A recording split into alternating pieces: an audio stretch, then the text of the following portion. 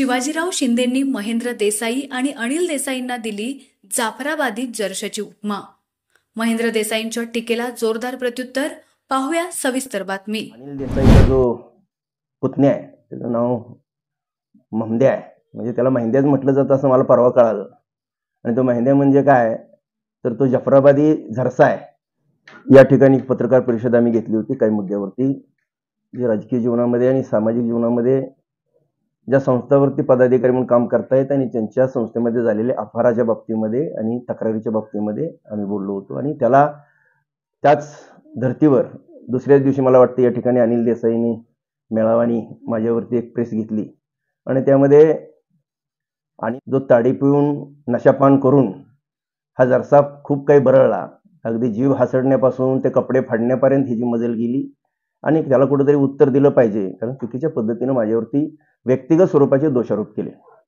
मी सार्वजनिक विषयानं लोकांच्या विषयावरती बोललो होतो, त्याला बगल देत आपली पापं झाकून फक्त माझ्यावर व्यक्तिगत स्वरूपाची टीका करणं, माझ्या कौटुंबिक विषयानं या ठिकाणी शिवराळ भाषेमध्ये त्या ठिकाणी आरोप केले। आणि खास करून खासदारकीला मी 8 लाख रुपये कुत्री अंगावर सोडली त्या लोकांच्या वरती आणि मी 8 लाख रुपये पळवले अशा स्वरूपाचा आरोप केला। जी जशी संस्कृती आहे, ज्या संस्कृतीत हा वाढलाय किंबहुना ज्या पद्धतीनं ह्याने हे मिळवले गव्हाड, मुद्दामून या ठिकाणी मला सांगायचं आहे या देसाई अनिल देसाई आणि त्याच्या या बगल बच्च्याला, तुमचा मुळात उदयच कसा झाला राजकीय आणि याच्यामध्ये, तुम्ही जगायला वरकोट्या मलोडे मध्ये आला।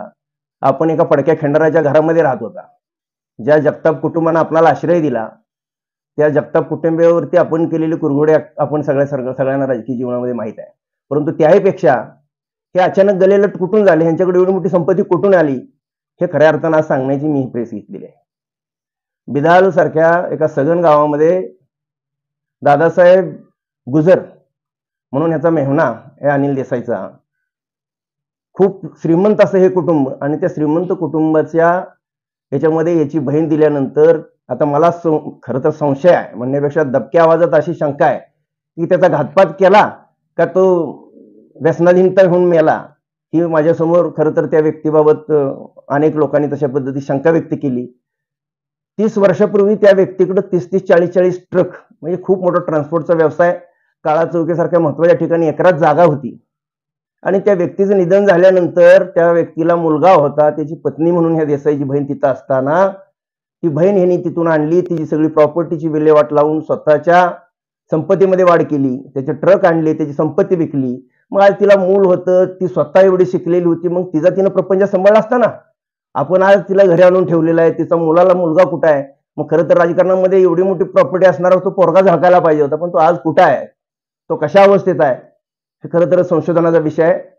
आपल्याला माहित नसेल तर सांगतो, तर अक्षरशः विमनस्क अवस्थेमध्ये तो मुलगा त्या गुजर कुटुंबाचा आज याने डांबून ठेवलाय असं म्हणलं तर वावगं ठरणार नाही, तो कुठेही आम्हाला दिसत नाही। म्हणजे अशी ही मिळवलेली संपत्ती तुम्ही आणि तुम्ही आमच्यावर आरोप करता। काचेच्या घरात राहणाऱ्यांनी दुसऱ्यावर दगडफेक करू नये। शिवाजी शिंदे हा कष्टानं मोठा झालाय। मला सांगितलं की मी पोल्ट्रीमध्ये काहीतरी स्टेरॉइड देतो, इंजेक्शन देतो आणि तो कोंबड्या मारतो आणि त्याचा विमा मिळवतो। ह्या मूर्ख माणसाला माहित नाही की कोंबड्याला कुठेही जगाच्या पाठीवर विमा नाही आहे।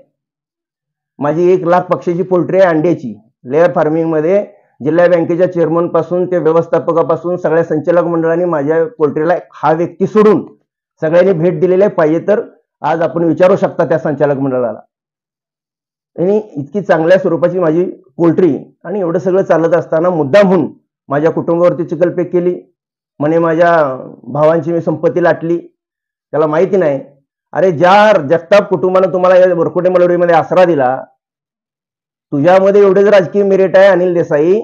मी तुम्हाला सांगतो, 1996 ला मी पहिली निवडणूक लढवली पंचायत समितीला जिल्हा आपलं शिवसेनेतून। त्यावेळेला कांचनताई जगताप या जिल्हा परिषदेला होत्या, मी पंचायत समितीला आमची सीट होती, त्यावेळेला त्यांचा विजय झाला।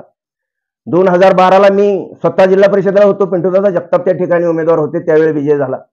पाठीमागची निवडणूक 2017 ला निवडली, त्यावेळेला भारतीय जनता पार्टीमध्ये मी होतो। अनिल देसाई हा मागे लागून भारतीय जनता पार्टीमध्ये आला, त्याला तिकीट मिळालं आणि त्यावेळी ते तिकीट मिळत असताना अनिल देसाई एवढं तुझं राजकीय जर मोठं तुझं हे आहे वलय आहे तर स्वतःची बायको का उभी केली नाही? त्या ठिकाणी कांचनताई जगतापाची मुलगी जी सुवर्णाताई देसाई त्या ठिकाणी जिल्हा परिषदेला निवडून आली, आईच्या विरोधात मुलगी उभा केली। ज्या जगताप कुटुंबियांनी ज्यांना इथं आसरा दिला त्या जगताप कुटुंबाच्या आईच्या विरोधात मुलगी उभा केली।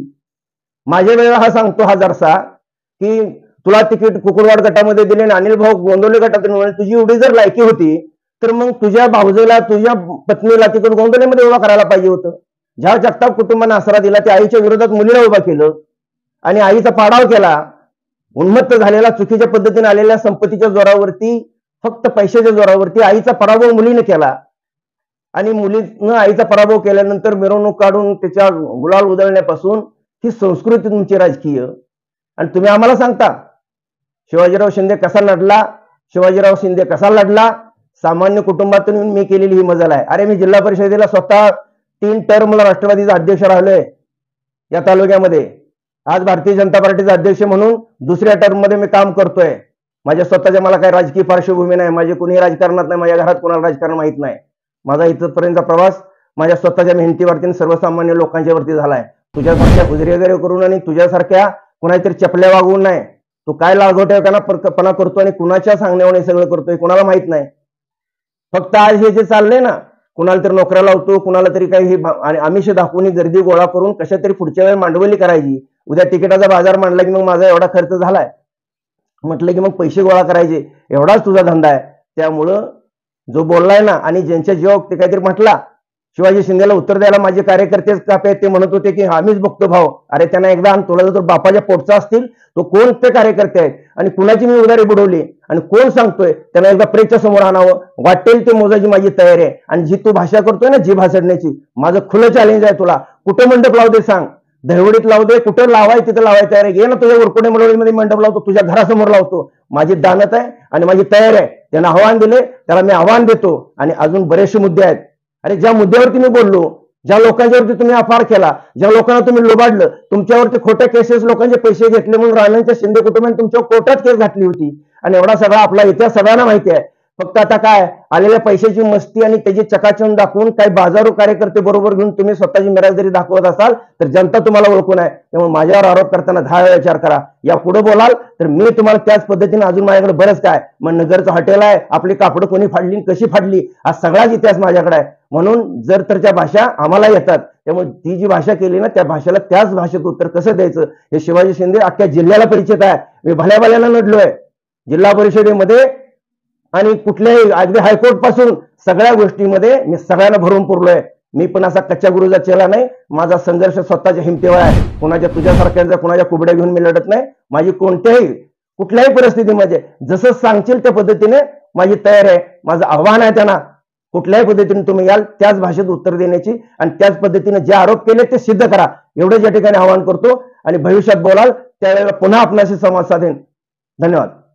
पाठीमाग त्याच्या एका बुरट्या कार्यकर्त्याने सांगितलं की 5,000 कोटी आमच्या भावाकडे आहेत. अरे 5,000 कोटीचा तुझा मालक, मग 5,000 कोटीचा हा मजूर झाला कसा आणि मजूर संस्थेत निवडून गेला कसा? आणि पाठीमागच्या वेळेला देशमुखांच्या कार्यकर्त्याने हाणल्यानंतर तू लपायला गोऱ्यांच्याच घरी गेला होता ना, भाऊ मला वाचवा म्हणून त्यांच्याकडे गेला होता. हा जरसा जो बोलतोय ना, अरे उसना वसा फुगा येऊस तर बोलत होता. मला एकच सांगायचं आहे की जी तू भाषा करतोय तेवढी तुझी दानत नाही, तुझी लायकी नाही, तुला चांगल्यापैकी ओळखून आहे. धन्यवाद. आवाज न्यूज साठी एकनाथ वाघमोडे, दहिवडी.